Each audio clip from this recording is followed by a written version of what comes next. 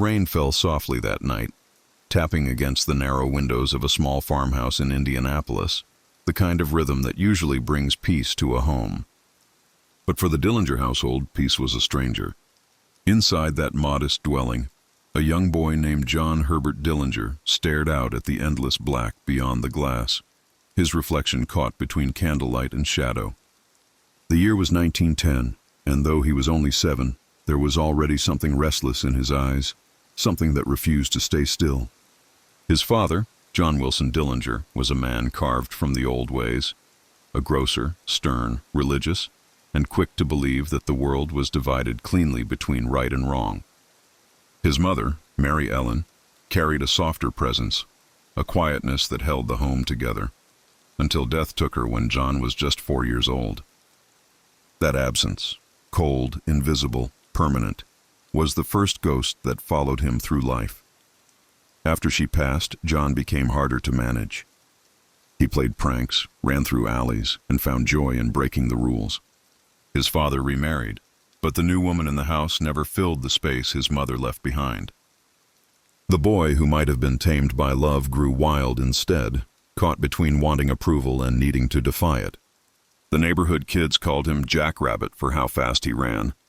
He didn't know it yet, but that name, speed, escape, motion, would define his life. The streets of Indianapolis in the early 1900s were a mix of horses and smoke, of men chasing opportunity and losing their souls in the process. It was a time when crime was whispered about, when the promise of progress came with a price.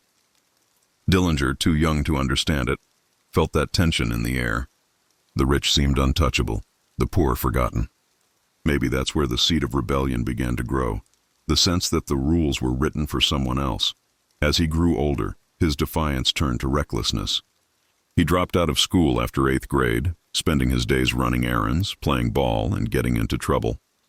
His father's frustration deepened until one day he sold the family store and moved them to Mooresville, Indiana, hoping the countryside would cleanse his son's wild spirit. But the quiet only made John feel trapped. The city had been alive, noisy, chaotic, full of faces and stories. The farm was silent, the days too long. He began sneaking back into Indianapolis on weekends, drawn to the lights, the girls, and the thrill of anonymity. He'd return home at dawn, smelling of liquor and smoke, pretending innocence. His father's anger grew like thunder on the horizon. There's a certain kind of man that life shapes like a weapon. Not born cruel, not even entirely criminal, just desperate to prove he exists. Dillinger was becoming that man. He wanted to feel in control, to command respect, to take what the world refused to give. By his late teens, he was working odd jobs at a machine shop, strong-handed, quick to smile, and quicker to fight. He fell in love briefly with a girl named Beryl Ethel Hovius. She was young, pretty, and believed in him. They married in 1924, and for a fleeting moment, it looked like Dillinger might walk the straight path. But men like him weren't built for stillness. The marriage cracked under financial strain and his restless spirit. The jobs never paid enough, and temptation was everywhere. That same year, a night out with a friend turned into his first serious mistake. They decided to rob a grocery store owner, a plan as foolish as it was desperate. Dillinger armed himself with a pistol, more for show than intent. But when the man resisted, a struggle broke out. Shots were fired. Dillinger ran, heart hammering in his chest, the sound of sirens chasing him through dark alleys. It was over before it began. He was caught, beaten, and thrown in jail. When he stood before the judge, his father, trying to save his son, pleaded for leniency, insisting John was just a misguided boy. But mercy wasn't given. He was sentenced to 10 to 20 years at the Indiana State Reformatory. He was 21 years old. The first night behind bars changed him. The clang of the cell door, the stink of sweat and steel, the laughter of men who had already given up on redemption, it carved something deep inside. Dillinger had thought of himself as unlucky. Now he understood he was something else entirely, marked. Prison didn't break him. It molded him. Behind those gray walls, he met the men who would teach him how to truly live outside the law. They were bank robbers, safecrackers, and killers. They spoke in quiet voices about angles, guards, escape routes, and the art of making the impossible look easy. Among them were Harry Pierpont, Homer Van Meter, and Russell Clark, names that would one day echo through headlines beside his own. They called him Johnny, and they saw in him a rare quality, a blend of charm, intelligence, and fire. He listened more than he spoke. He watched. Every story, every technique, every detail of their crimes became a lesson. By the time he was halfway through his sentence, Dillinger wasn't a petty thief anymore. He was learning to be something much more dangerous. The others began to trust him, even respect him. They whispered of forming a crew when they got out, of hitting banks across the Midwest. The banks, after all, were hated by the common people, symbols of greed that had ruined lives. Robbing them wasn't just profitable. It was almost heroic in the eyes of the desperate. But Dillinger's time inside stretched endlessly. He wrote letters to Beryl, but her replies became colder, fewer, until one day they stopped. She divorced him, leaving him with nothing but a broken heart and a growing hatred for the world that had taken everything from him.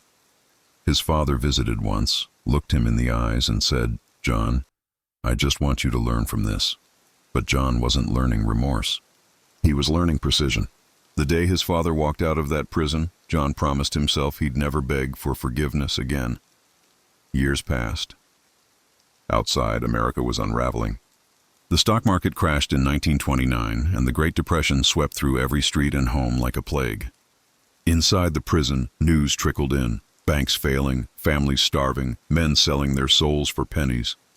Dillinger listened, and something clicked. The law had failed everyone. The government couldn't save the people. The system was broken, so why should he obey it? When he was finally paroled in 1933 after nearly a decade behind bars, the world he stepped into was colder, harsher, but full of opportunity for a man like him. He was 30 now, strong, confident, and carrying the kind of charisma that could make devils look like saints. He'd entered prison as a fool. He left as a mastermind. His old cellmates, the ones who'd taught him everything, were still locked up, but not for long. Dillinger had promised them freedom, and he intended to deliver. He began robbing banks, not for himself at first, but to raise money to smuggle in guns for their escape. He moved with precision. His first heists were small, just enough to draw attention without drawing the full weight of the FBI. But word spread fast. The name John Dillinger began to drift from town to town, always whispered with a mix of fear and admiration. He struck with elegance. In one job, he walked into a bank wearing a clean suit, smiled at the teller and said, "Put the money in the bag. We're not here to hurt anyone." Then he tipped his hat and walked out like a gentleman leaving a dinner party. It wasn't just the crime, it was the performance. The press loved it. The people loved it even more. In a time when banks were foreclosing on homes and crushing families, Dillinger's robberies felt like poetic justice. He was robbing the very institutions that had robbed them. Soon, he became a symbol, a folk hero in the darkest chapter of American history. People began helping him, hiding him, feeding him, refusing to speak when the police came knocking. Every headline made him bolder, every escape made him more untouchable. But even as the myth grew, so did the danger. In September 1933, his old friends finally broke free from prison, just as planned. They had the money, the firepower, and now their leader. The gang was complete. The Midwest became their stage, the banks their prey, the police their audience. And at the center of it all was Dillinger, handsome, smiling, deadly. The legend was no longer forming. It was alive, and yet beneath the surface, the same restless boy who once stared out into the rain still lingered. He wasn't robbing for greed alone.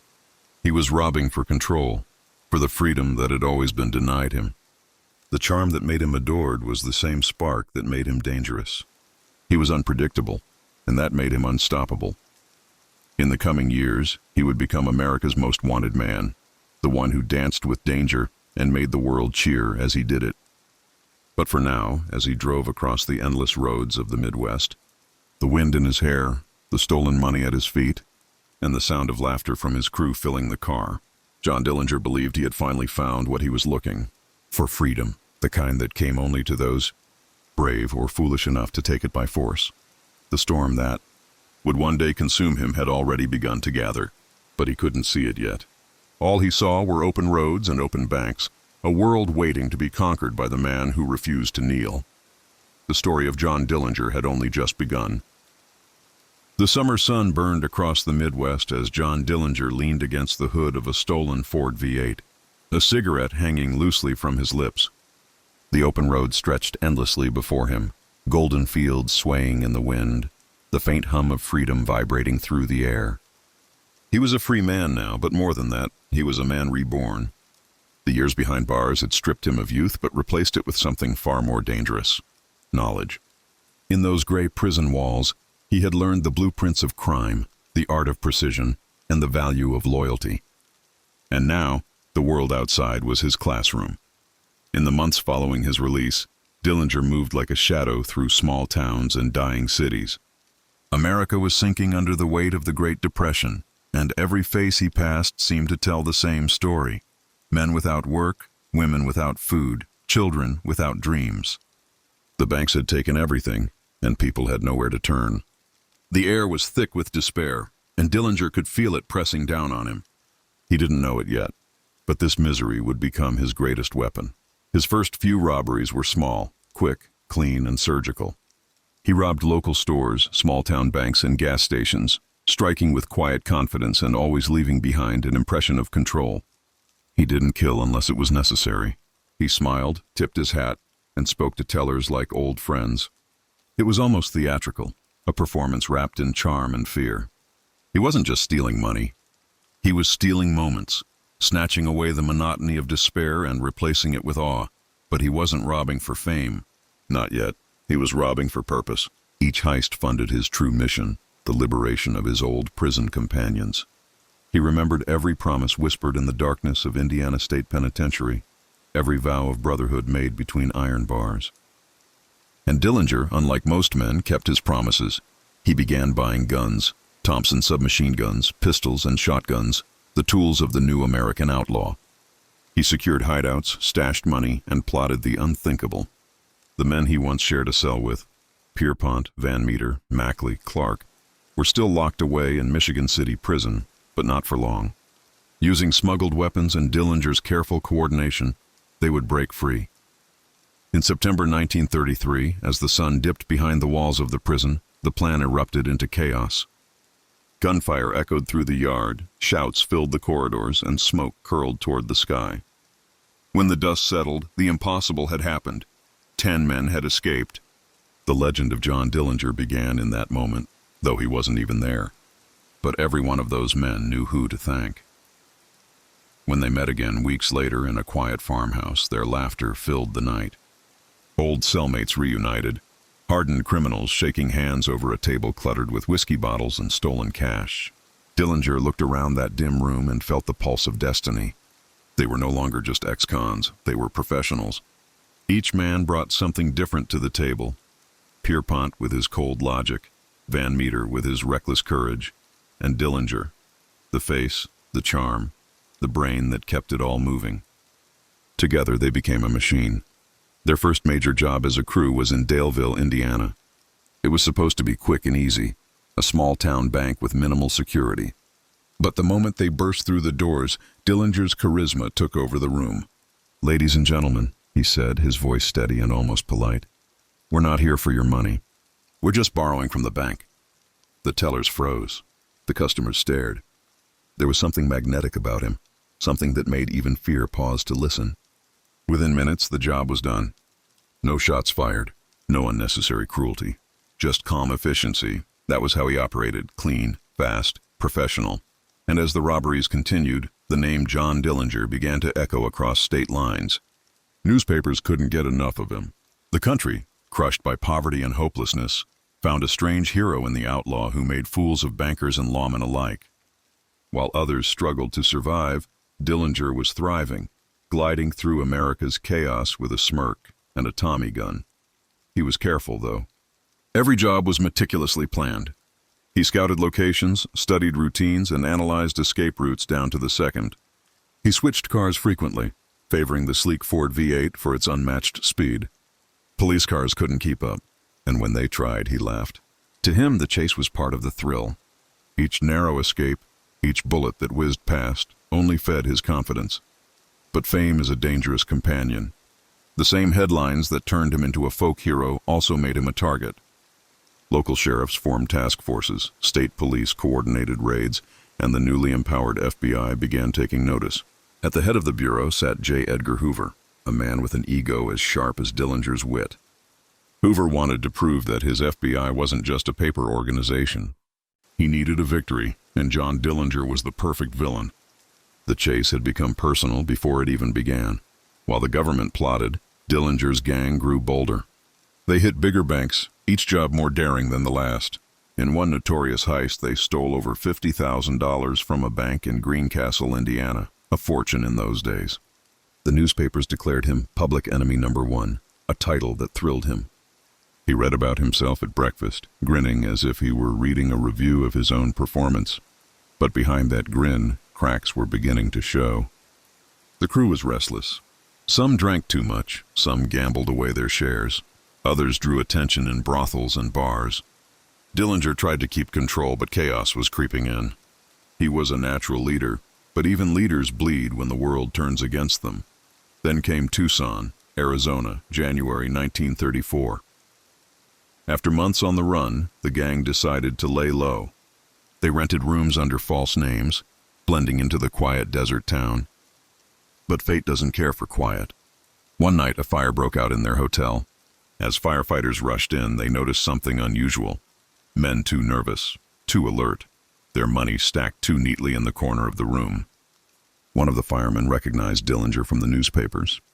Within hours, the police surrounded the building. There was no escape this time. They caught him without a fight. As he was dragged away in handcuffs, flashbulbs burst in his face. The great John Dillinger, smiling for the cameras as if he were posing for a magazine cover. "How's this one?" he joked to a reporter. Even in chains, he was untouchable. The public adored him more than ever, but not everyone was charmed. J. Edgar Hoover was furious. Dillinger had humiliated every local lawman in the country, and now it was Hoover's turn to make an example out of him. The outlaw was sent to Crown Point Jail in Indiana, labeled escape-proof, a fortress surrounded by armed guards. Hoover assured the public that Dillinger would never break free again. But John had other plans.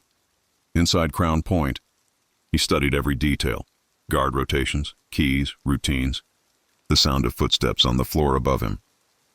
He played the part of a cooperative prisoner, polite and calm, winning the trust of nearly everyone. Behind that easy smile, though, his mind never stopped moving. And then came the most audacious escape in American criminal history. Using a piece of wood, carved into the shape of a pistol, and blackened with shoe polish, Dillinger staged his masterpiece. On the morning of March 3, 1934, he pointed that fake gun at a guard, his eyes cold and unwavering. "Put your hands up," he said, and the man obeyed. One by one, he disarmed the rest, locked them in a cell, and walked out of the jail with a real pistol he'd taken from an officer's holster. Then, as if mocking the entire law enforcement world, he stole the sheriff's own car and drove right through the front gate. He was grinning the whole time. That escape turned him from a criminal into a legend. The newspapers went wild. Some called it a miracle, others a scandal. Hoover fumed in Washington, humiliated and enraged. The chase that followed would change the course of American law enforcement forever. Dillinger's face was plastered on every wall, every post office, every street corner.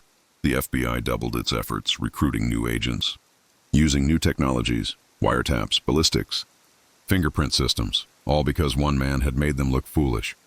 Meanwhile, Dillinger was on the move again, slipping from city to city, robbing banks with surgical precision, always staying one step ahead.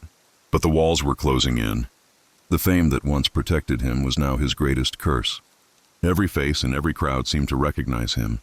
Every handshake could be a betrayal, and yet he couldn't stop. The rush of it, the thrill, the sense of invincibility. It was an addiction stronger than any drug. He tried for a while to disappear. He changed his appearance, dyed his hair, grew a mustache, even considered plastic surgery. But a man like John Dillinger could never fade into the background. His charm, his confidence, his very existence drew attention like a magnet. Women adored him, men feared him, and lawmen obsessed over him. And somewhere deep down, he began to enjoy the game. Each chase was a dance, each robbery a performance. He wasn't just living outside the law. He was rewriting it, bending it to his will. For a moment, he believed he could outrun everything, even fate. But fate was patient. It waited in the corners of smoky bars and in the whispers of desperate men. It watched him from the shadows as he moved through a country still on its knees. It knew that every empire, no matter how wild or free, eventually begins to crack. For John Dillinger, the cracks were already forming. The rise was nearly complete. Snow blanketed the fields of the Midwest that winter, softening the edges of a world that had long since lost its innocence. The cold air bit deep, turning every breath into a ghost, but John Dillinger didn't feel it. He sat behind the wheel of a stolen Ford, the engine rumbling beneath him like a living thing, his gloved hands steady on the steering wheel. The headlights cut through the darkness, casting long shadows over endless stretches of frozen road. Somewhere behind him the law followed. Somewhere ahead, the next bank, the next job, the next thrill waited. The man once known only to the streets of Indiana had become America's most wanted outlaw. A living myth, a headline, a symbol of defiance. Yet, behind those famous blue eyes, something darker stirred. He had built an empire of speed and rebellion, but the faster he drove, the closer he came to the edge of something he couldn't control. After his escape from Crown Point Jail, every corner of the country was searching for him. J. Edgar Hoover had taken it personally now. The Bureau of Investigation was no longer content with chasing small-time crooks. Dillinger had become their obsession. Every newspaper screamed his name. Every radio broadcast painted him as a phantom who could walk through walls. Some people cheered for him. Others locked their doors and whispered his name in fear. But everyone, rich or poor, knew who John Dillinger was. He moved through the Midwest like a ghost. Chicago, St. Paul, Sioux Falls. His crew hit banks with the precision of soldiers. They were fast, disciplined, and strangely courteous. Dillinger never raised his gun unless he had to. He told his men to treat the customers with respect. "We're not killers," he'd say, his voice low and sure. "We're businessmen making withdrawals." It was arrogance wrapped in charm, and people loved it. They called him a modern-day Robin Hood, even though he never gave anything back. But what he gave them was something else, a fantasy. In a country crushed by poverty, he was proof that someone could still beat the system. But the banks weren't the only thing he was stealing. He was stealing time. Every day spent running was borrowed from fate. The FBI's methods were evolving. Hoover's agents were now armed with Thompson submachine guns, radios, cars fast enough to match Dillinger's own. They studied his every move, every pattern, every hideout. But John always stayed one step ahead. He had a network of sympathizers, innkeepers, small-town farmers, even police officers who quietly admired him. They'd feed him, shelter him, and warn him when the heat got close. In return, he'd pay in crisp bills and easy smiles. For a while, it worked. He was unstoppable. He and his men, Van Meter, Babyface Nelson, Homer Van Meter, Red Hamilton, became the faces of America's new underworld. They robbed banks in broad daylight, their cars screeching out of town before the sound of gunfire had faded. They'd celebrate afterward in backroom bars and safe houses, laughing as the radio described their crimes with breathless awe. Dillinger would lean back, smoke curling around his face, and say, "They talk about us like we're in the movies." He wasn't wrong. The newspapers turned his every move into legend, and John loved it. But legends burn bright and short. The heat was rising. In April 1934, the gang holed up at the Little Bohemia Lodge in northern Wisconsin. It was supposed to be a place to rest, to breathe for a few days away from the chaos. The lodge was owned by Emil Wanatka, a man who recognized Dillinger instantly but played along out of fear. The outlaws spent their days drinking, playing cards, and listening to music on the radio. For the first time in months, John let himself relax. He even allowed himself to dream of a life after this one. A farm, maybe, somewhere quiet, where no one would ever say his name again. But fate had a cruel sense of timing. A waitress who worked at the lodge recognized him and slipped away to tell the police. Within hours, the FBI surrounded the building. But as with everything involving Dillinger, things didn't go as planned. The agents moved too fast, too loud. Their first targets weren't the gang at all. They shot 3 innocent men leaving the property, thinking they were Dillinger's crew. The gunfire shattered the quiet night, and chaos erupted. Bullets tore through the walls, glass shattered, and smoke filled the lodge. Inside, Dillinger reacted instantly. He barked orders, his calm unbroken. "Back door, move!" he shouted. Through a side window and into the cold woods, the gang slipped away under a hail of gunfire. Dillinger, Van Meter, and Nelson scattered into the dark forest. The FBI stormed the building only to find empty rooms and smoldering furniture. Once again, Dillinger had vanished. The newspapers mocked Hoover's men the next day. Dillinger outwits feds again. The Bureau had killed civilians, embarrassed itself, and allowed the most wanted man in America to escape. Hoover's fury was volcanic. He knew his reputation, and the future of the FBI, now depended on bringing Dillinger down. For Dillinger, the escape was thrilling but costly. The gang was splintering. Red Hamilton was badly wounded.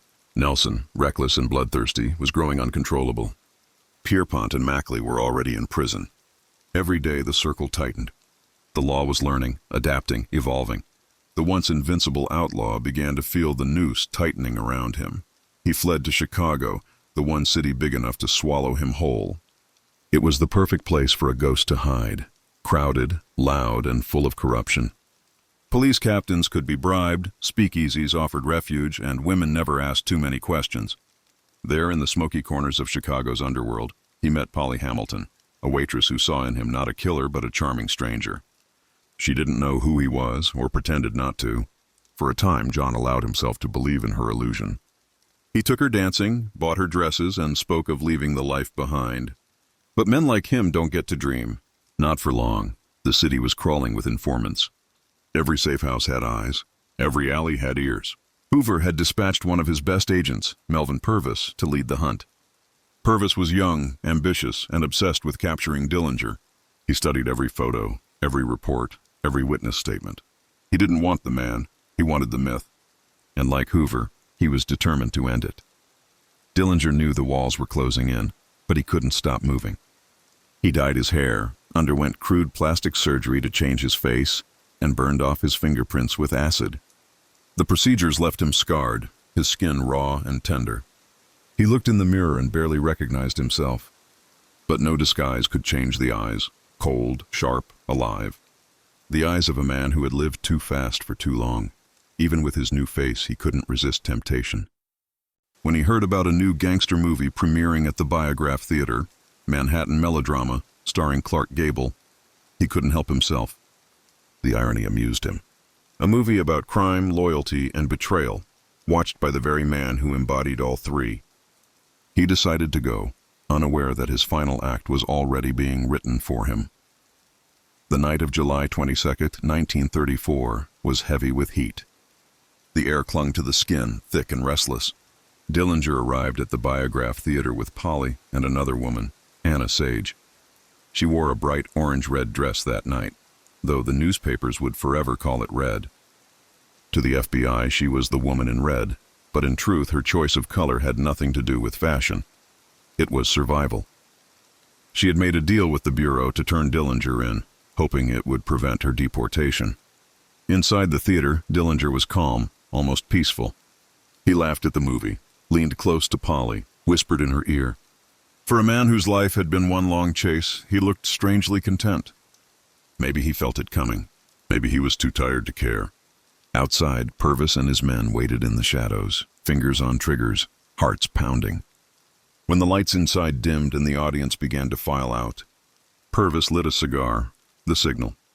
Dillinger stepped into the humid Chicago night. His arm around Polly, he smiled as they walked past the glowing theater sign. Then came the shout, "Stick 'em up!" The flash of a gun, the sudden burst of light.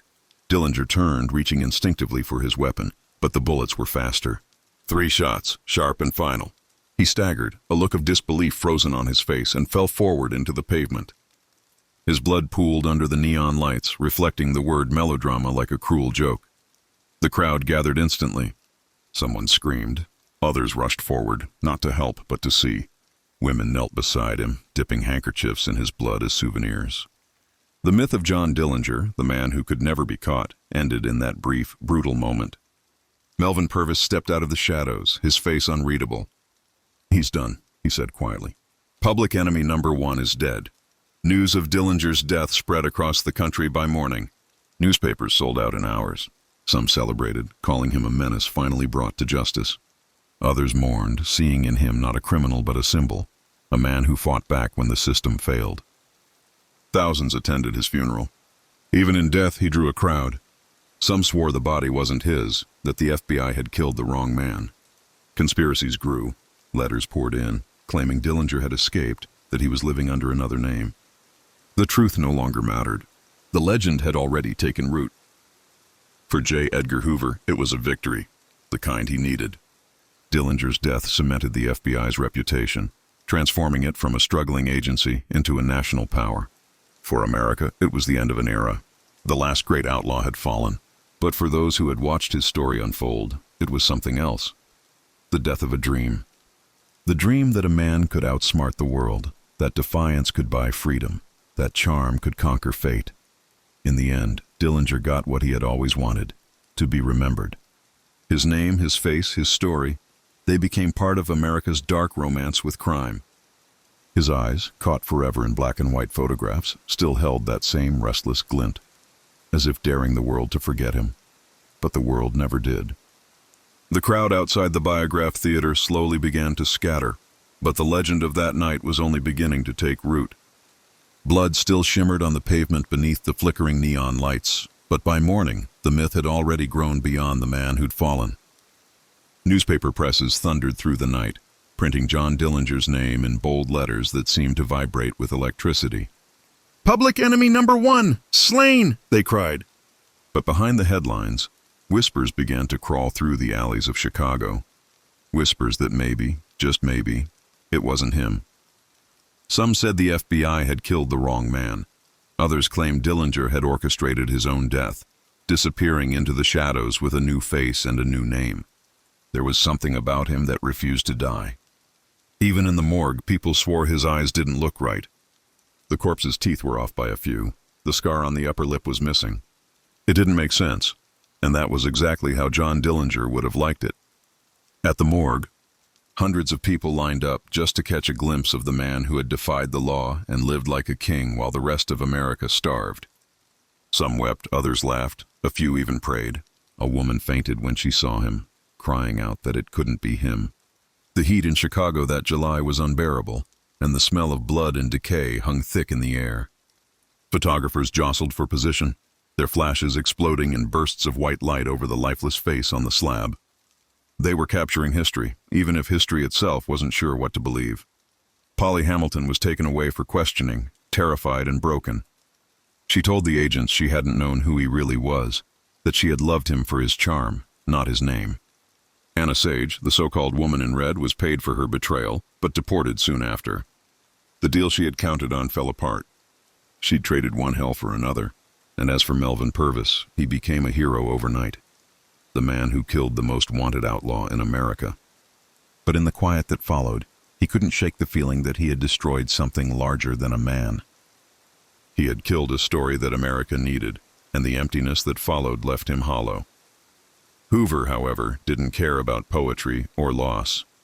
For him, this was victory. The photograph of Dillinger's bloodied face was sent to every major paper, proof that the Bureau could hunt down anyone, anywhere.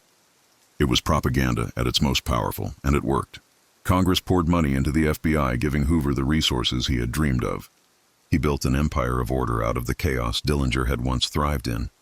Every gangster that followed, Nelson, Floyd, Karpus, was crushed beneath the weight of the new federal machine.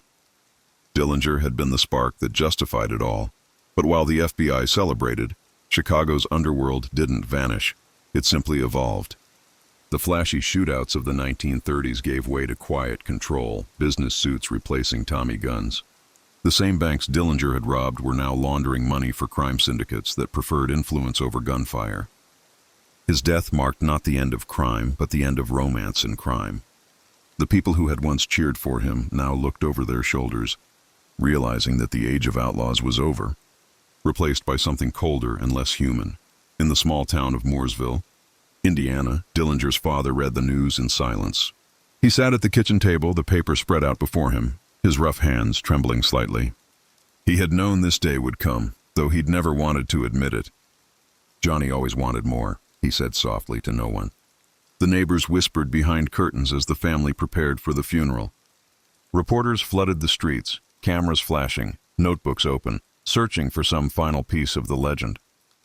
When the casket arrived, it was simple, unadorned, a box for a man who had stolen millions but died with nothing.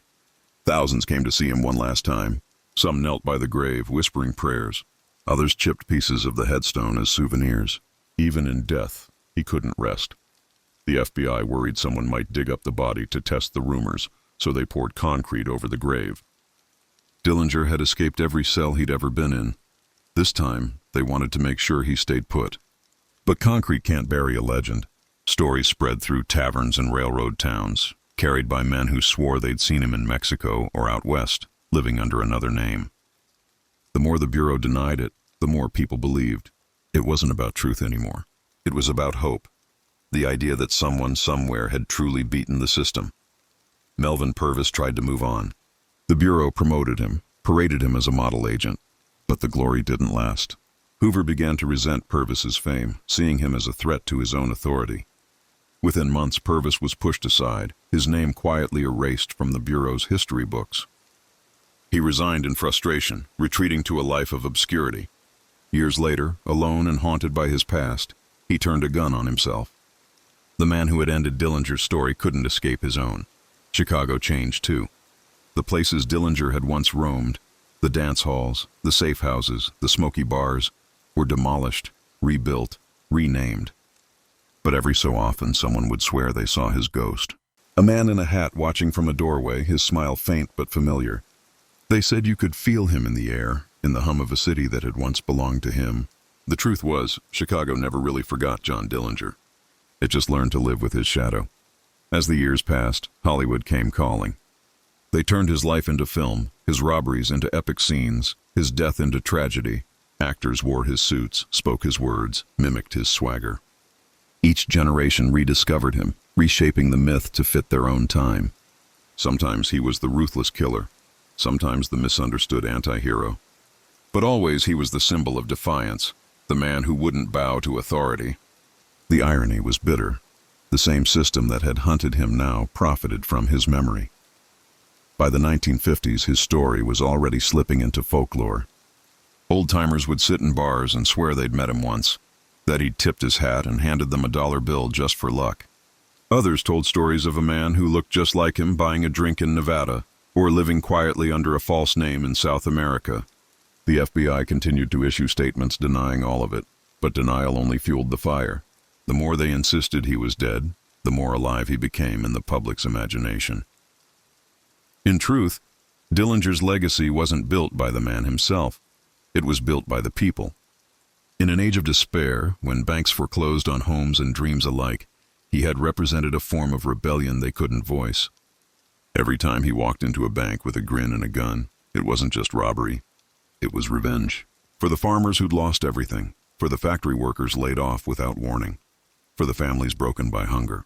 When he said, "We're just making withdrawals," they laughed because deep down they understood. He wasn't robbing them. He was robbing the world that had already robbed them first. But rebellion always comes with a price. The real John Dillinger wasn't the hero on the front page.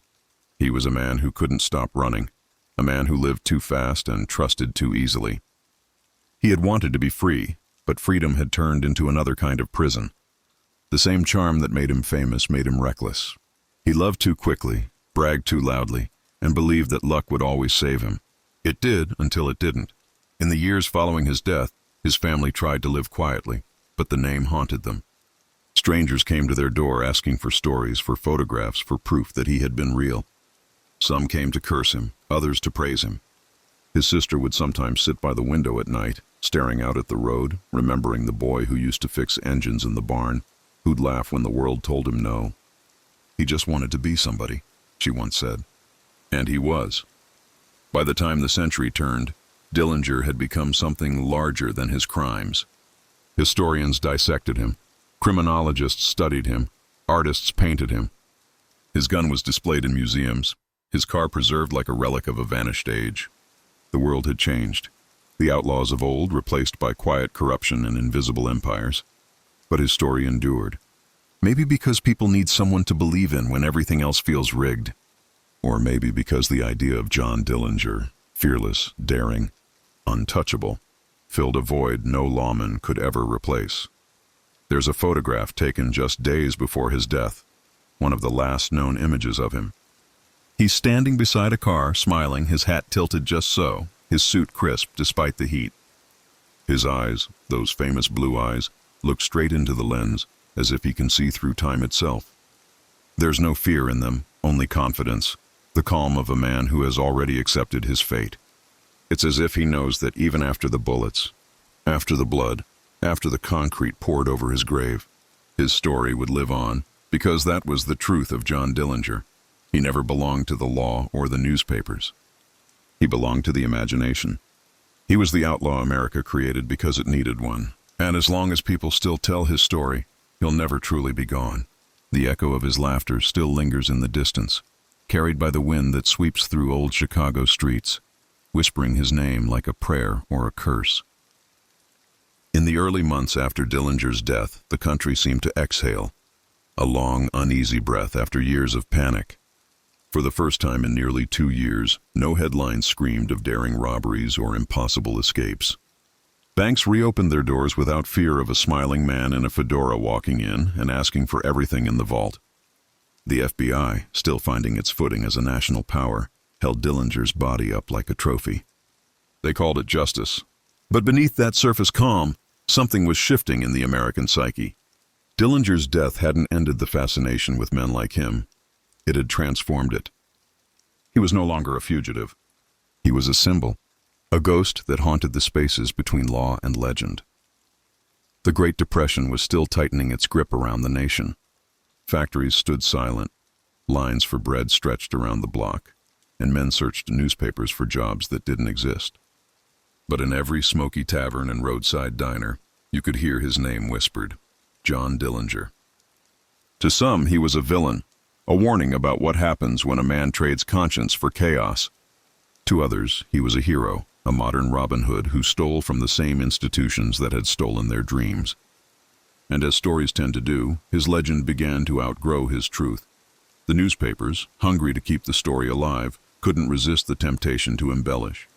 Every week, a new article surfaced, a fresh sighting, a confession from a dying man claiming to have helped Dillinger escape the morgue, a mysterious stranger seen boarding a train west with familiar blue eyes. The most popular tale claimed that he'd paid a doctor to surgically alter his face, that the man who died outside the Biograph was just another crook unlucky enough to share his build. It was absurd, but it gave people something to believe in, that somewhere, somehow, the outlaw who defied everyone was still free. There were nights in Chicago when the wind would howl down the empty streets, rattling the windows of the old boarding houses he once hid in. Bartenders would glance toward the door whenever it creaked, half expecting to see that familiar grin. It became almost superstitious, a legend too potent to die. In the Midwest especially, where his robberies had taken place, his memory lingered like cigarette smoke. Farmers told stories to their children about how Dillinger once spared a bank clerk's life.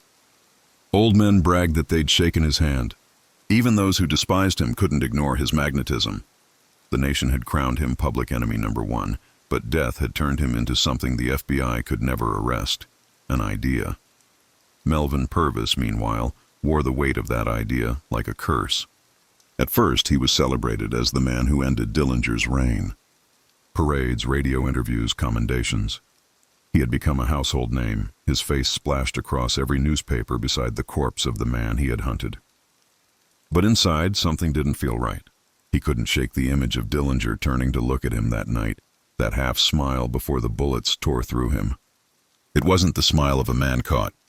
It was the smile of a man who knew something Purvis didn't. Doubt crept in like a shadow. Had it really been him, or had the Bureau killed a ghost of their own making? Purvis began asking questions, but J. Edgar Hoover had no patience for that. The director made it clear that Dillinger was dead and the matter was closed. The Bureau had a legend to protect, and in that legend, there could be no mistakes. Hoover's empire expanded on the back of that myth. The FBI became a machine of control and surveillance, its reach stretching further than anyone could have imagined. In training rooms across the country, agents studied Dillinger's life, his tactics, his escapes, his charm, not as a man to admire, but as a threat to understand. Ironically, the outlaw had become part of the curriculum for the very system he'd spent his life defying. Every photograph of his dead body, every artifact, his guns, his car, his wanted posters, became relics of the Bureau's rise to power. Dillinger was both the villain and the foundation of their authority. Meanwhile, the remnants of his gang scattered like ghosts in the wind. Some went down fighting, others simply vanished. Homer Van Meter, loyal and reckless to the end, was cornered and shot dead less than a month after Dillinger's fall. Babyface Nelson raged against the world until a furious gunfight on a Wisconsin highway left him bleeding out in a ditch. The dream that had once burned so bright that they could outrun fate and live by their own code was over. The machine had caught up, and it was merciless. But the people still told stories, and in those stories, Dillinger always lived. Parents warned their sons not to follow his path, even as they spoke his name with a strange kind of awe. Folk songs were written about him, some painting him as a cold-blooded killer, others as a tragic figure undone by betrayal. Every generation reshaped him, molding him to fit its fears and desires. In the 1940s, he was remembered as a cautionary tale. In the rebellious spirit of the 1960s, he became a symbol of defiance against authority. It was as if America itself couldn't decide whether to condemn him or worship him. In Mooresville, his family tried to disappear into ordinary life. His father aged quickly, the years of shame and grief weighing heavy on his shoulders.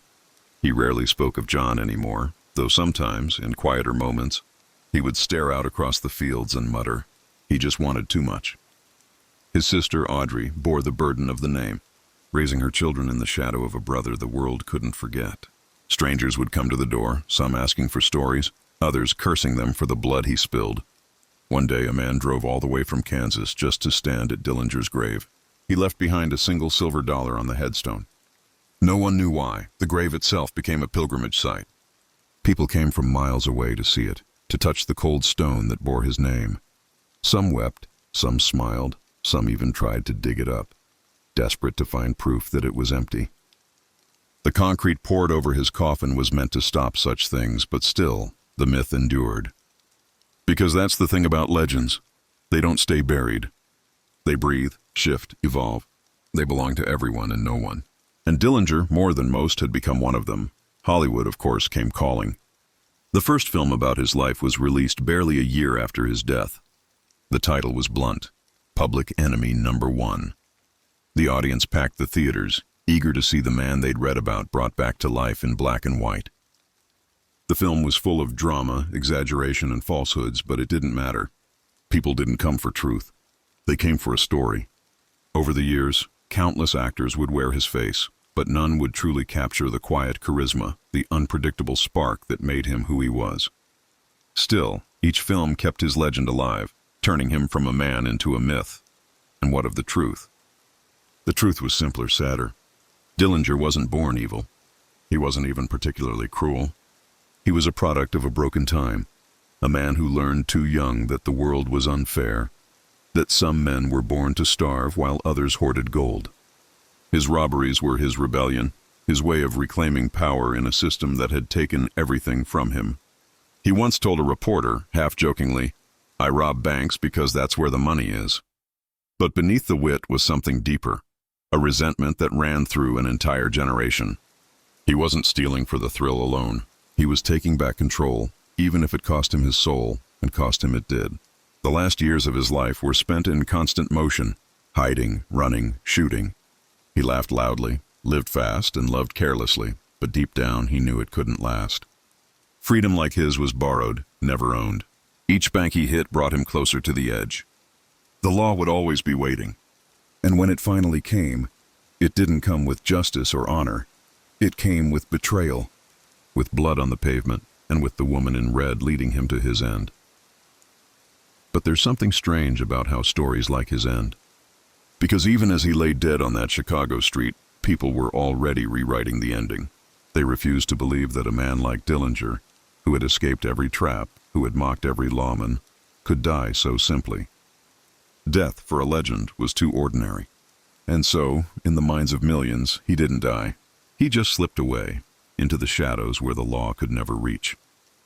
Decades later, as America changed, as cities grew, wars came and went, and technology reshaped the world, Dillinger remained.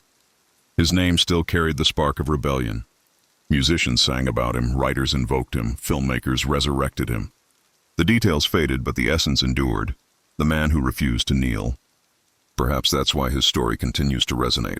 In every era, there's someone who feels crushed by the system.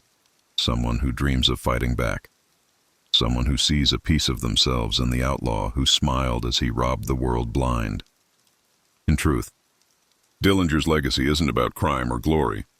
It's about the human hunger for freedom, that impossible burning desire to be unchained, even if it leads to destruction. He embodied the contradiction at the heart of the American dream, the pursuit of happiness through defiance, the chase for liberty through lawlessness, and that's why, nearly a century after his death, his story still feels alive. He was more than a thief. He was a mirror. When people looked at him, they saw what they wanted to see. Courage, defiance, sin, redemption. He was every man and no man, saint and sinner, hero and fool. If you walk through Chicago tonight, past Lincoln Avenue, where the Biograph once stood, you might feel it. That strange, lingering pulse of history beneath your feet. The theater is gone, replaced by something modern, but the ghosts remain. The city hasn't forgotten. You can almost hear the echo of his footsteps, the jingle of coins, the sound of a man laughing as he disappears into the night. Somewhere in that endless hum of cars and neon, John Dillinger is still running, because legends never truly die. They just change form, from flesh and blood to story and sound, from heartbeat to echo. And in that echo, in every whispered retelling, he lives again. The world moved on, but the shadow of John Dillinger never quite faded. By the 1950s, America was a different place, cleaner on the surface, colder underneath. The war had come and gone, the soldiers had returned home, and the nation that once worshipped outlaws now worshipped order. The cities that had once trembled under the sound of Tommy guns were now glowing with neon lights and optimism. But in the corners of that new glittering world, his ghost lingered. There were still old men who remembered the smell of fear in the air when Dillinger's name was spoken. And there were still young men who heard those stories and felt something dangerous stir inside them. He had become a kind of mythological figure, a saint of sin, a sinner of charm, forever trapped between admiration and condemnation.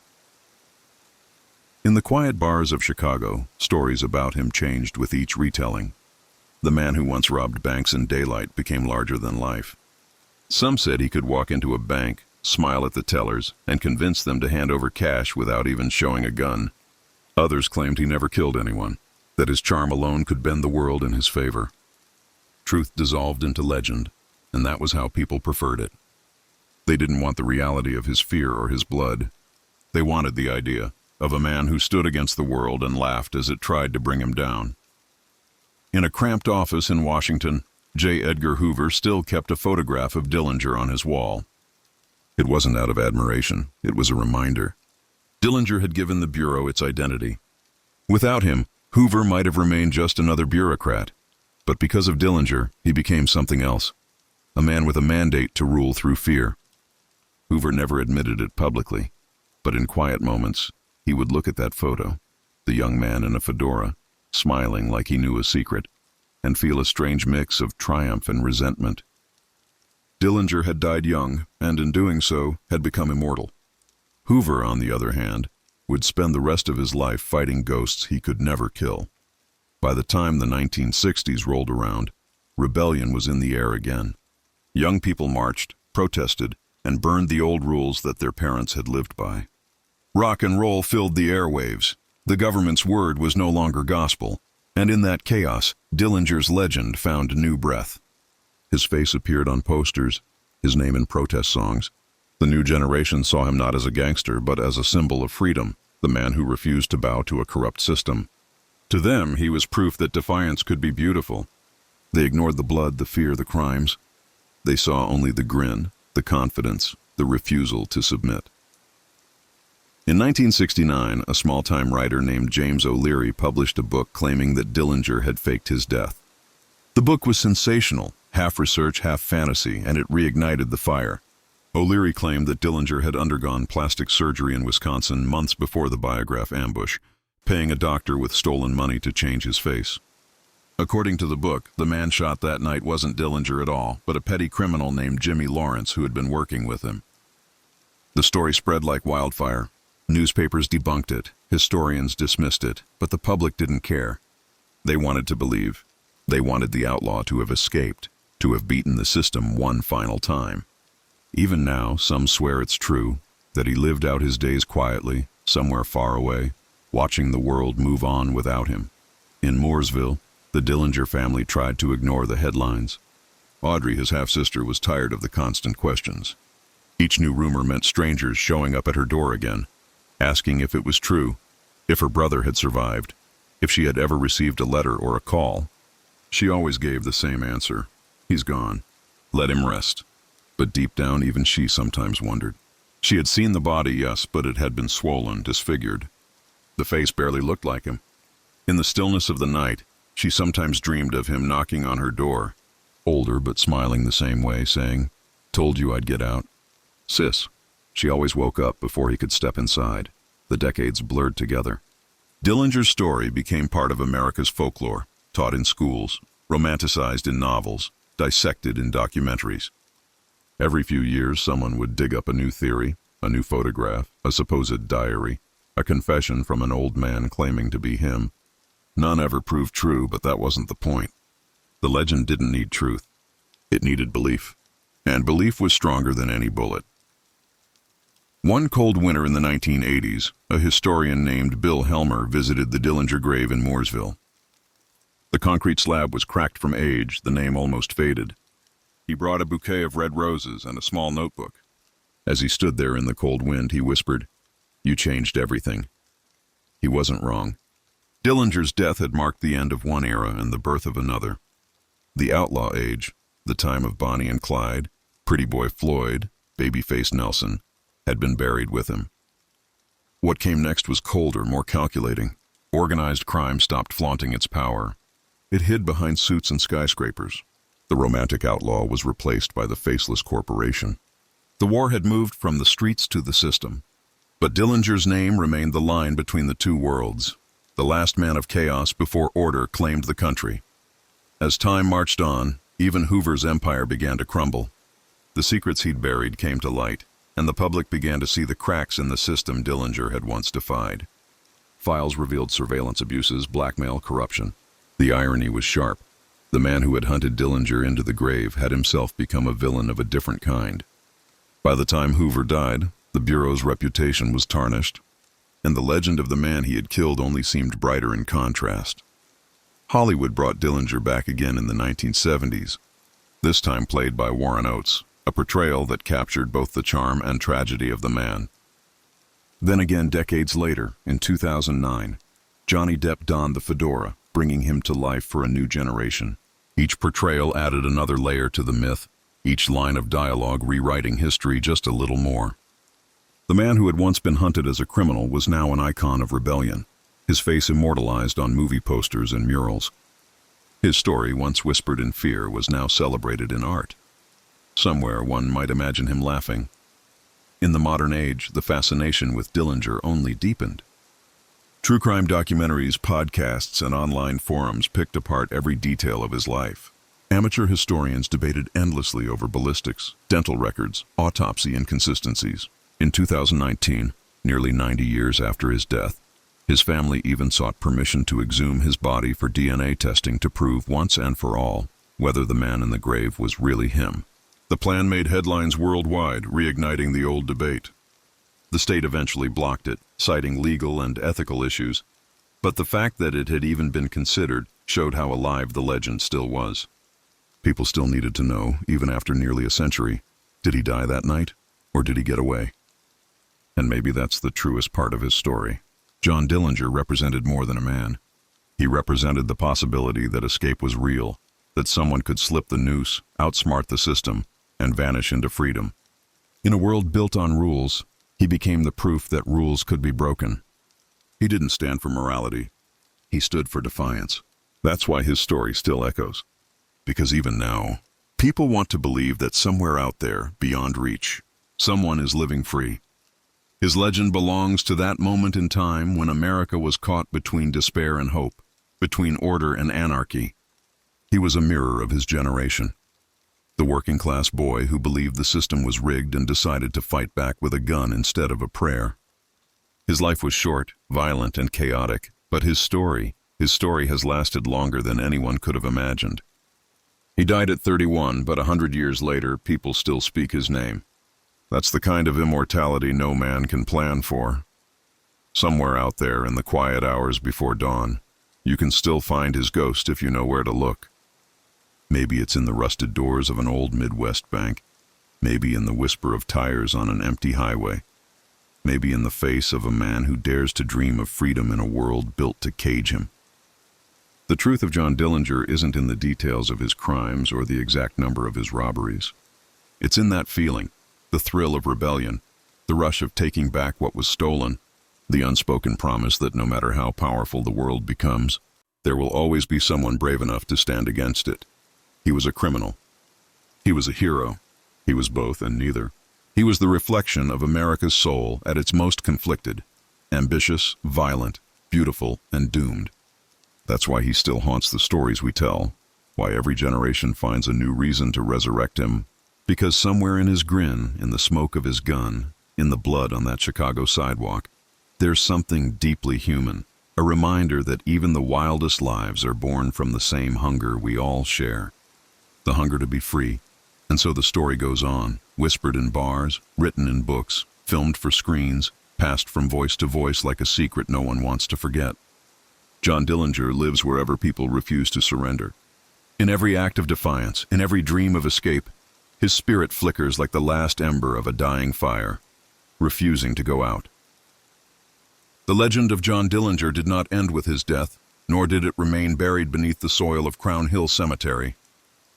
It lived on in whispers, in the secret conversations of those who still felt the electric pulse of his rebellion in their veins. To some, he was a martyr of circumstance, a man made by his times, broken by a society that gave him no other choice but to fight back. To others, he was a dangerous symbol, a reminder of what happens when a man decides that rules are merely suggestions. And yet, as years melted into decades, the line between myth and man blurred beyond recognition, until what remained was something far greater than either, a reflection of America itself, its ambition, its violence, its hunger for freedom. The 1930s had been a time of desperation. The Great Depression didn't just take people's money. It stripped away their pride, their sense of worth, their belief that the world was fair. Banks foreclosed homes. Men who once worked hard were now reduced to beggars, and entire towns disappeared into silence. The rich got richer. The poor drowned. Against that backdrop, John Dillinger rose not merely as a criminal, but as a dark hero to the dispossessed. His robberies weren't just crimes, they were performances.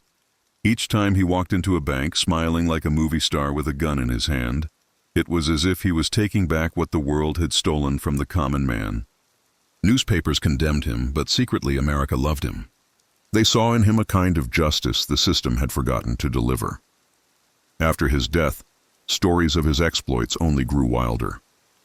People claimed he had robbed 20 banks, 30, even 50. They said he once gave money back to customers during a robbery, telling them, "I only want the bank's money." No one knew if it was true, but it didn't matter. The legend needed to be larger than life, and the world obliged. For every man and woman who had lost faith in fairness, Dillinger became the embodiment of resistance. His life became a myth not just of crime, but of rebellion, the audacity to stand up, to strike back, even if it meant dying for it. In small-town bars, where whiskey flowed like truth, old-timers would still lean back and tell wide-eyed youngsters about the time Dillinger escaped the Crown Point jail with a fake gun carved from wood. They'd talk about how he outsmarted the police, how he laughed as he drove away in the sheriff's own car. They'd lower their voices and say, "He had style, son." Not like the crooks today. Dillinger had class. The younger men would listen, enchanted by the idea that once, a man could defy the entire system and live to tell the tale, even if only for a little while. But behind every legend there is a shadow. For all his charisma, Dillinger left behind wreckage. Families torn apart, officers dead, lives shattered by the chaos he brought. Those who lived through his time remembered that too. For every man who cheered him, there was a widow who cursed his name. His robberies weren't clean, no matter how the stories painted them.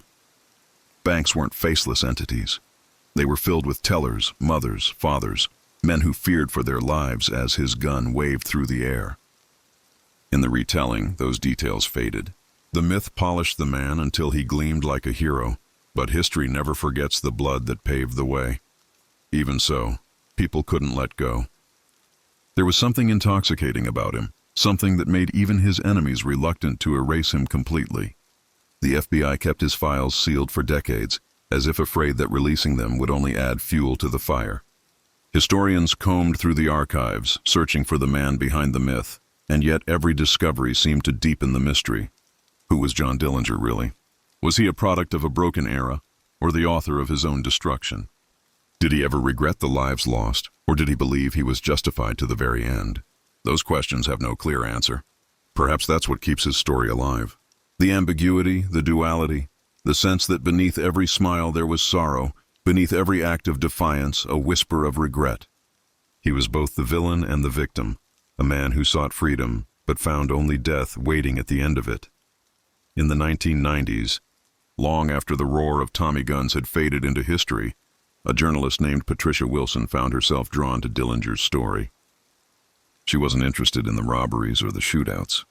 She wanted to understand the man, the boy who had once played baseball in Indiana, who had laughed with his friends, who had wanted a simple life before the world twisted it out of reach.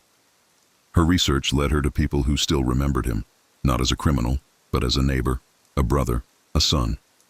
"He was always kind to me," one elderly woman told her. "He'd help carry groceries. Always smiled. Never seemed dangerous." It was strange, she thought, how such a man could also hold a gun steady at another's head without hesitation. That paradox haunted her. How could the same heart hold both warmth and coldness, kindness and cruelty? She visited Crown Hill Cemetery on a rainy afternoon, standing over the slab of concrete that bore his name. The rain fell steadily, softening the sound of her breath. She placed her hand on the stone and whispered, "What did you really want, John?" The answer never came, but in the silence she felt something. A pulse of defiance, a residue of that restless spirit that had refused to die. It was as if the earth itself still remembered him. The truth was, Dillinger never truly fit into his time. He was born too late to be an old-world outlaw and too early to be a modern criminal. He lived in the narrow space between two Americas, the desperate one that birthed him and the powerful one that destroyed him. His story marked that transition. After him, crime became business, and gangsters became executives. The romantic outlaws vanished, replaced by men in suits who robbed the world without ever holding a gun. Dillinger was the last of a dying breed, the kind of criminal who still needed courage to face his enemies head-on, who risked everything with every heist. He died before he could grow old enough to see the world become a place where men like him were obsolete. But maybe that's why his story endures. Because he didn't live long enough to fall from grace. He died young, handsome, defiant. The world remembers him not as he was, but as he appeared in that final photograph. Sharp suit, confident eyes, a man who looked like he could talk the devil himself into making a deal. He became frozen in that moment, eternal in his rebellion. Every generation finds something of themselves in that image. The hunger, the danger, the thrill of standing against fate. In the early 2000s, a small film crew traveled to Mooresville to shoot a documentary titled The Ghost of Dillinger. They interviewed locals, sifted through archives, and even attempted to reconstruct his final hours. What they found surprised them. Beneath the layers of myth, there was a haunting humanity, a man who wrote love letters, who worried about being forgotten, who once said to a friend, "I don't want to hurt anyone. I just want to live." It was a line that would never make the headlines, but it revealed the truth. Dillinger's war wasn't with people. It was with the world that refused to let him be free. In that sense, his rebellion was less about money and more about control. He wasn't robbing banks. He was robbing fate. One of the crew members, a sound technician named Alan, recalled a strange moment during filming. While recording near Dillinger's childhood home, his equipment picked up a faint sound, almost like a voice, a whisper carried by the wind. When he replayed it later, he could swear it said, "I'm still here." Of course, it could have been static, interference, imagination. But it stayed with him. It felt like he never left, he said in an interview. Like some part of him was still walking those streets, and maybe he is. Maybe every legend leaves behind an echo that time can't erase.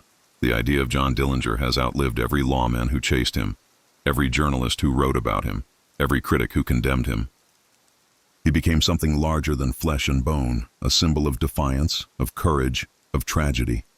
He represents the eternal struggle between freedom and order, chaos and control, the dreamer and the system that crushes dreams. If you listen closely, you can still hear him. Not in the gunfire of history, but in the quiet moments when you question your own place in the world. When you feel trapped by circumstance, when the walls of life seem to close in, his story reminds you that even the smallest spark of rebellion can light a fire that never dies. That's the true legacy of John Dillinger, not the robberies, not the blood, but the refusal to kneel. Because at his core, Dillinger was a man who looked at a broken world and decided he would not be broken by it.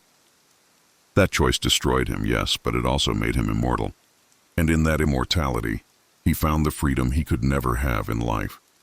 In the quiet corners of America, far from the bright lights of Chicago or the echoes of gunfire that once haunted city streets, the name John Dillinger still stirred something powerful in the collective memory.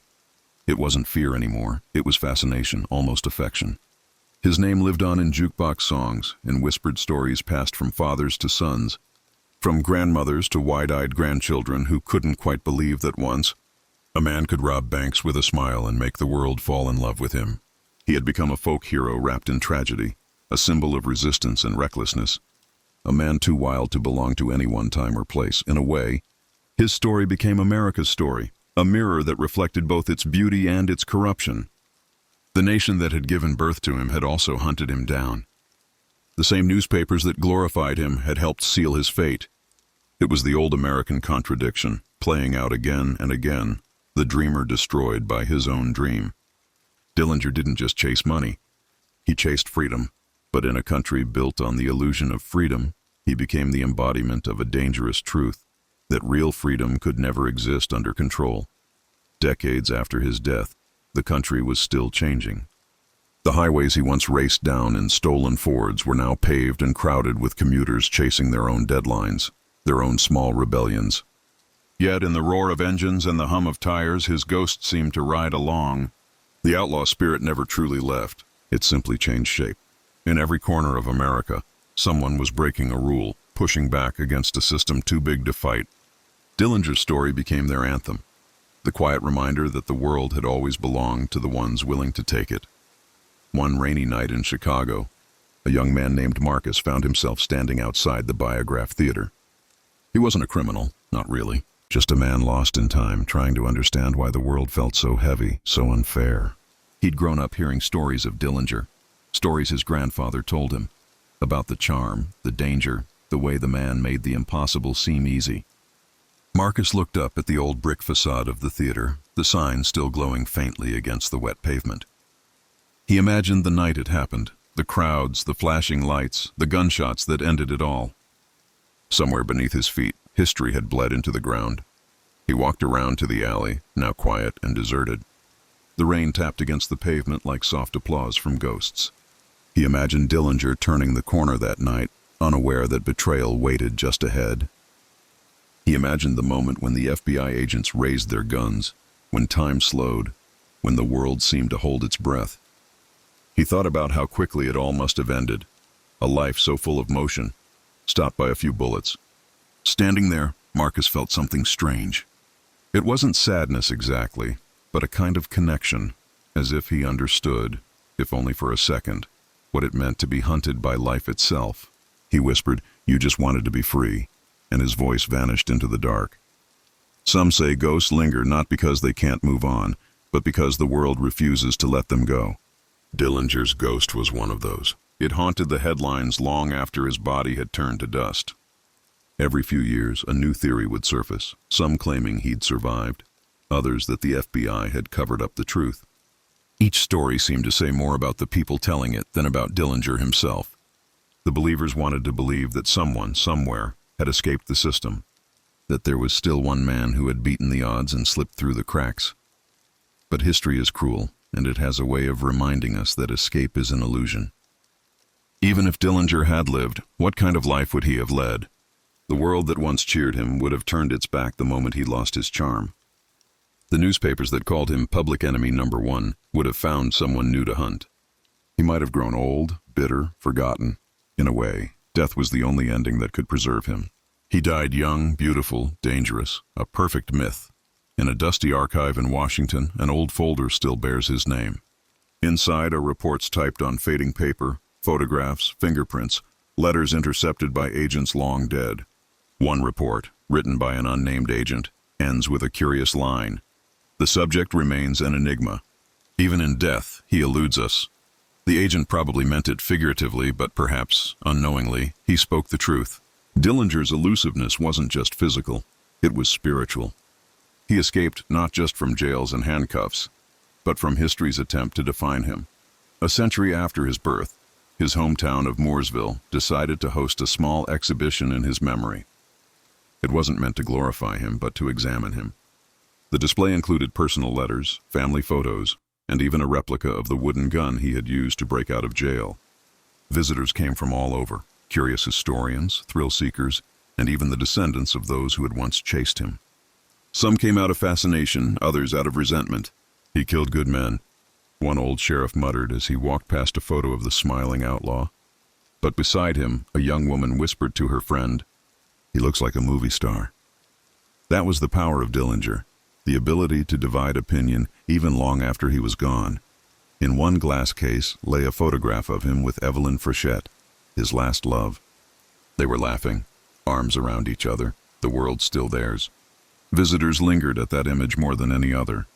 There was something hauntingly human about it, something that stripped away the myth and left only the man. He wasn't smiling for the cameras. He was smiling for her. It was a reminder that beneath the headlines and the violence, there had been moments of tenderness, of love, of longing. The kind of moments every human being knows. After the exhibition closed for the night, the curator, a quiet woman in her 60s, stood alone in the dimly lit room. She had spent years researching Dillinger, trying to understand why his story refused to die. She looked at his photo and said softly, "You didn't belong to your time, did you?" She wasn't expecting an answer, but the silence that followed felt heavy, almost alive. She thought of all the men like him, rebels born into the wrong era, doomed to clash with the world instead of finding a place in it. Maybe that was the true curse of John Dillinger. Not that he was hunted, but that he was misunderstood. Outside, the town was quiet. The streets empty, the air thick with the scent of summer rain.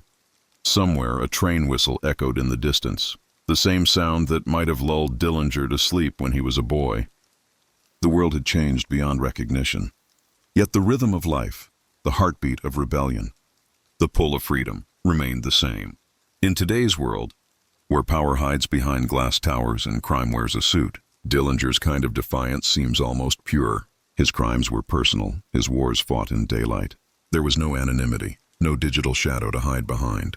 Every decision he made carried the risk of death, and maybe that's what makes him so fascinating now. In an age where people fear consequence, he reminds us of a time when men faced it head-on. In 2025, a film studio announced plans for another biopic. They promised it would tell the true story of John Dillinger. But what is truth when it comes to legends? Each version, each adaptation, only adds another layer, another mask. Maybe that's the point. Dillinger belongs not to truth, but to the imagination. He's not confined to history books. He lives in the space between reality and myth, between who we are and who we wish we could be. Perhaps, in the end, the man himself would have liked that. To be remembered not for his failures, but for his fire. To be more than just a name on a gravestone. To be an idea, untouchable and eternal. If you could ask him, he might have said, "I never wanted to be famous. I just didn't want to live small." And that's what his story teaches us even now, that greatness and destruction often walk hand in hand. That the hunger to be free can build you up and burn you down all at once. He was both the hero and the warning, the dream and the nightmare. When people stand outside the Biograph Theater today, they often take pictures, unaware of the weight that lingers there. The world moves too fast for ghosts, but Dillinger's spirit doesn't mind. It lingers patient, like a memory that refuses to fade. Somewhere in the rhythm of the city, between the laughter, the sirens, the hum of passing cars, you can almost hear it. The echo of his laughter, the sound of footsteps running toward freedom one last time. Time has a way of softening even the sharpest edges of history, of turning the once feared into the forever fascinating. And so it was with John Dillinger. As the years stretched into decades, his story was told and retold in so many ways that truth became a matter of perspective. He was the thief with a heart of gold, the cold-blooded killer, the gentleman bandit, the tragic rebel, all depending on who held the pen. But beneath the layers of myth and memory, beneath the smoke and glamour that time had wrapped around his name, the essence of the man still pulsed like a heartbeat through America's restless soul.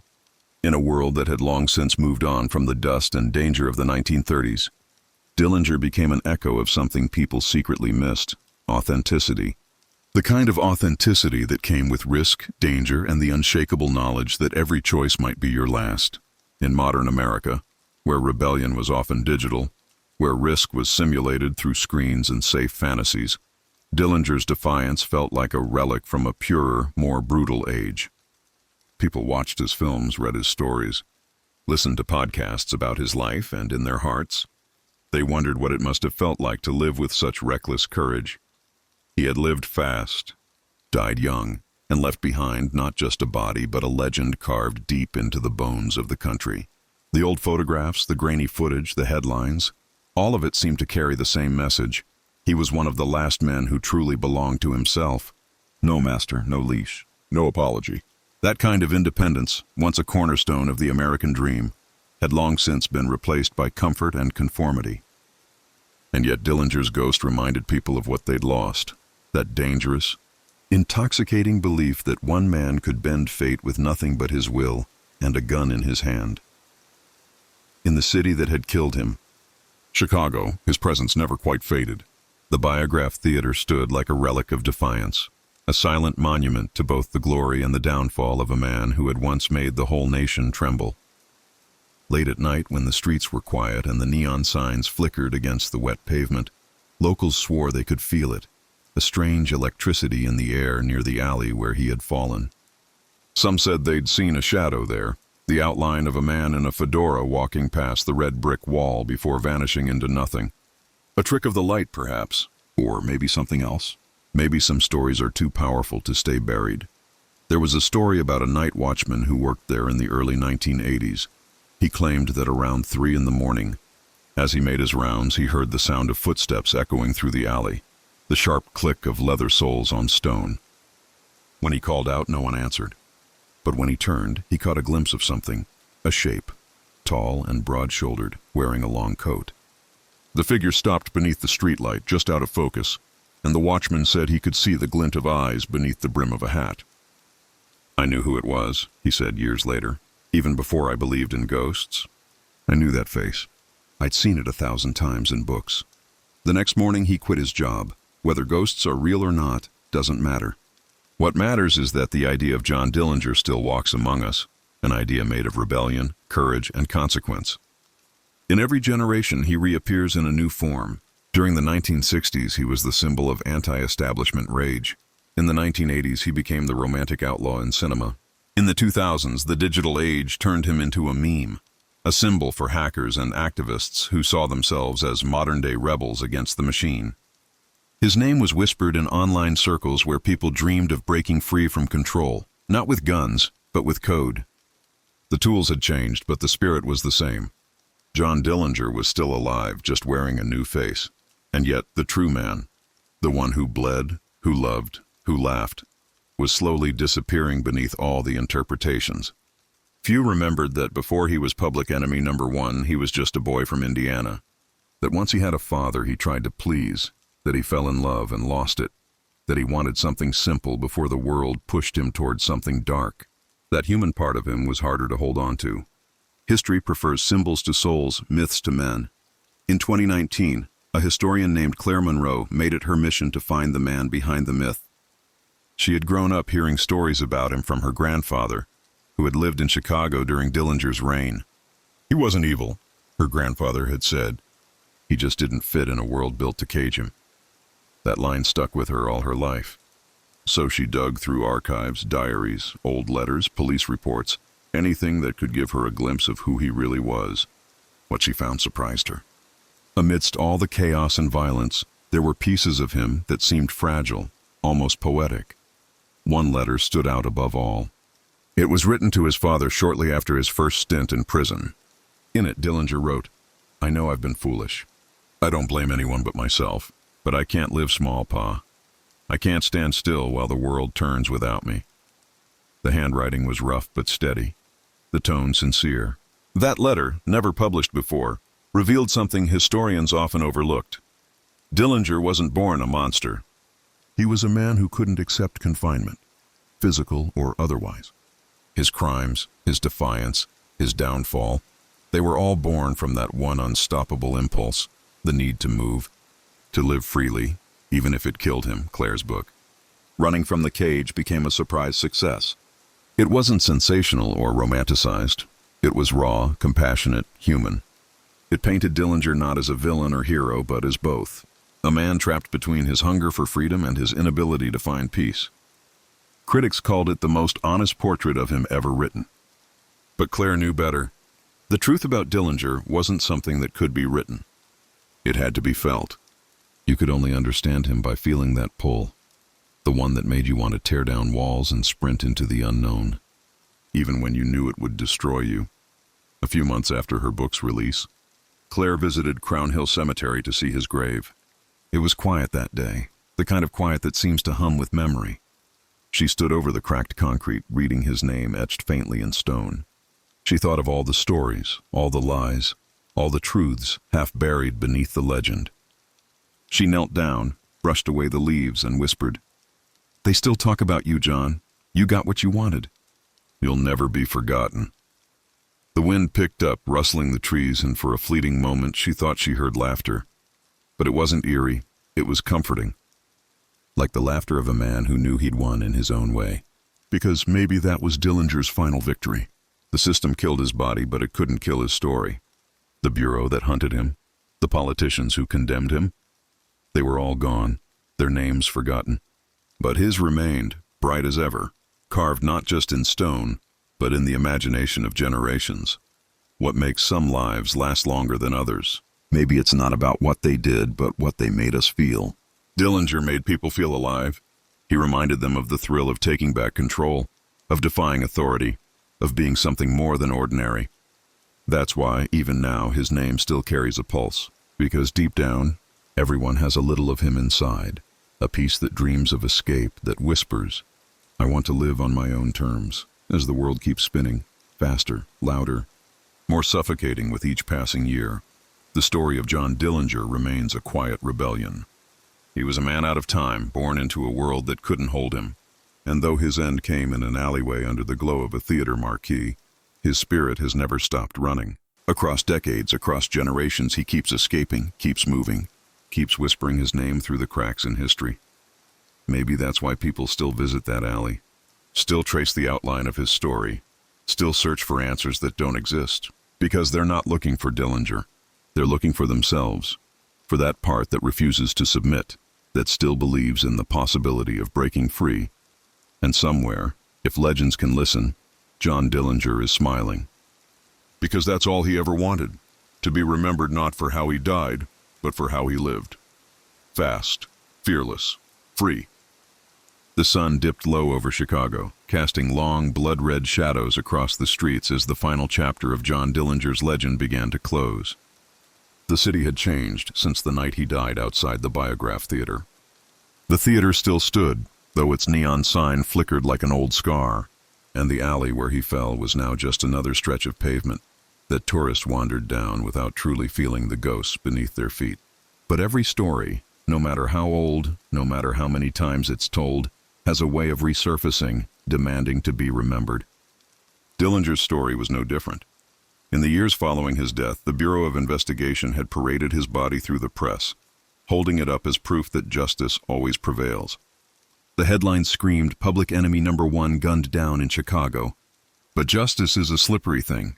For many Americans broken by the Great Depression, Dillinger wasn't the villain in that story. He was the anti-hero.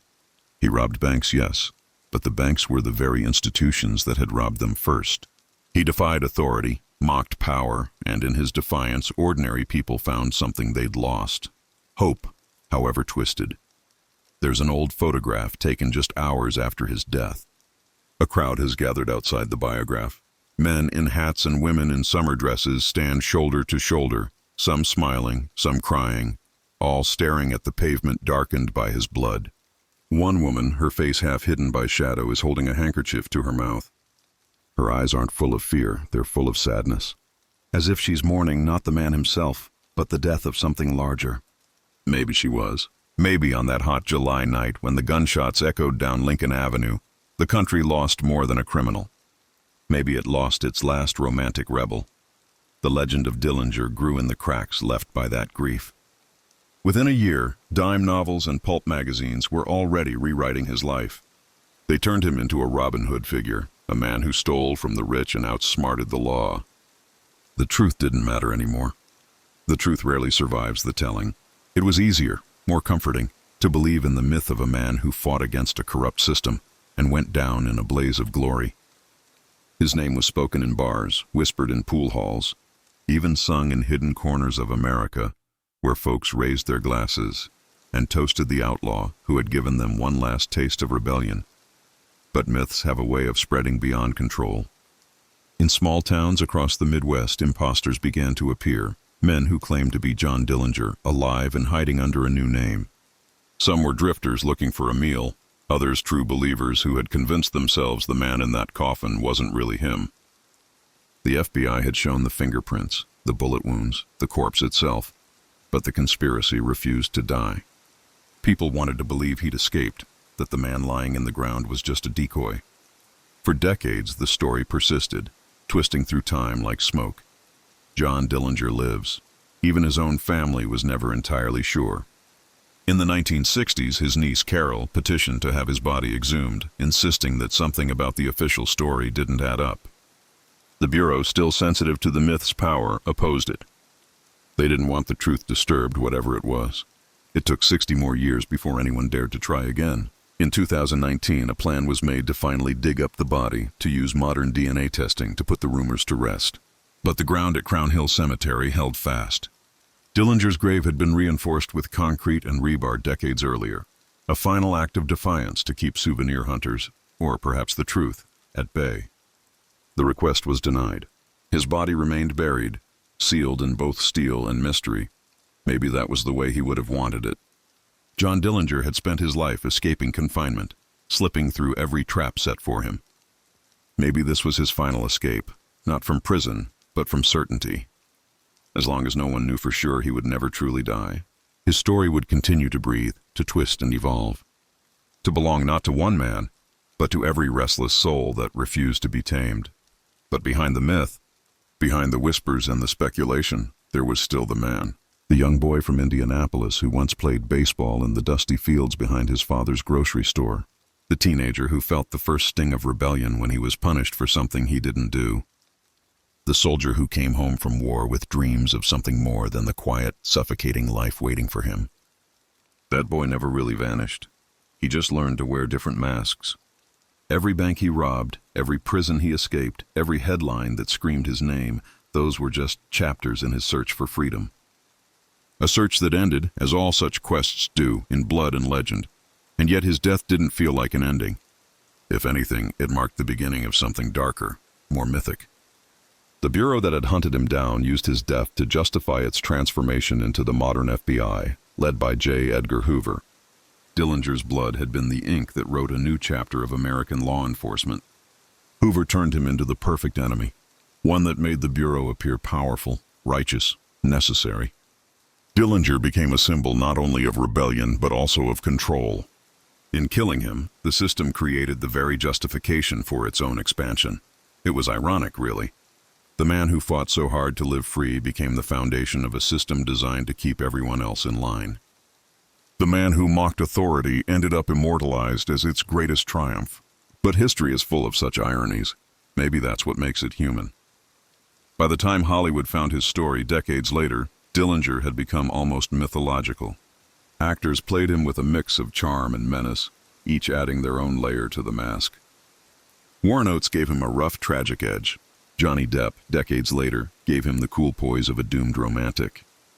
But in every version, the same image remained: a man with a smirk, a gun, and a dream of living by his own rules. It didn't matter if the facts changed. The spirit never did. Somewhere along the way, Dillinger became more than just a man. He became an archetype: the outlaw rebel, the doomed romantic, the man who wouldn't bow to anyone. That archetype found new life in music, in film, even in politics.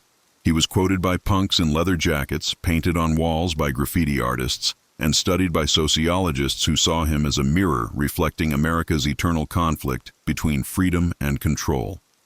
Every age had its own Dillinger, its own reason for keeping him alive. But what would John have thought of all this? Would he have laughed, seeing his face printed on t-shirts and his story told in classrooms? Or would he have felt the same restlessness that haunted him in life, the same need to break away from what others made of him? Perhaps he would have slipped into the crowd, hat pulled low, shaking his head at how easily people forget that legends come with a cost. One night, long after her book had been published, Claire Monroe returned once more to the Biograph Theater. It was quiet now, closed for renovations, but the marquee still hung there like an open wound against the night. She stood in that alley, the same place he fell, and felt the strange stillness of it, the way the air seemed heavier, the way the city's noise faded into silence. She closed her eyes and imagined the scene as it must have been that night. The heat, the crowd, the flicker of the movie inside, the sharp echo of gunfire. She imagined him turning, the confusion in his eyes as the bullets struck, the surprise of realizing the chase was over. She whispered into the dark, "You made them remember you." Somewhere in the distance, a car backfired, breaking the spell. But the feeling lingered, that strange electricity, as if the alley still held his final breath. Maybe it did. Maybe places remember the people who die in them. Or maybe it was just the echo of every story ever told about him, reverberating through time. Years later, Claire's daughter would tell that story again on a podcast about American outlaws. She spoke not as a historian, but as a storyteller, weaving together the myth and the man. "He was more than a criminal," she said into the microphone.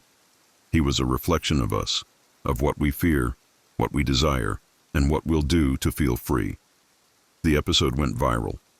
And just like that, Dillinger was alive again, his name spreading across screens, reaching new ears, stirring new imaginations. The ghost of Public Enemy #1 had found a new home in the digital age.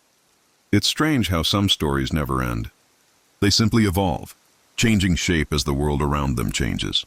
Dillinger's life was short, but his shadow stretches long, across time, across memory, across every person who's ever looked at the rules and wondered, what if I broke them? Maybe that's why he endures. Because deep down, we're all fugitives from something: expectation, regret, fear, the weight of ordinary life. As the final lights of the Biograph flicker in the quiet Chicago night, his story remains, not as a warning or a legend, but as a mirror. It asks us what we would do if we had the courage to live without compromise. It dares us to imagine what freedom truly costs. And it whispers through the wind and the years that maybe the greatest outlaw of them all isn't the man who robs banks or escapes prisons. It's the one who refuses to be forgotten. And so, in the dark corners of American memory, John Dillinger still walks, his fedora low, his smile sly, his eyes bright with defiance. He is not gone. He is merely waiting, just around the corner, in that endless twilight between truth and legend.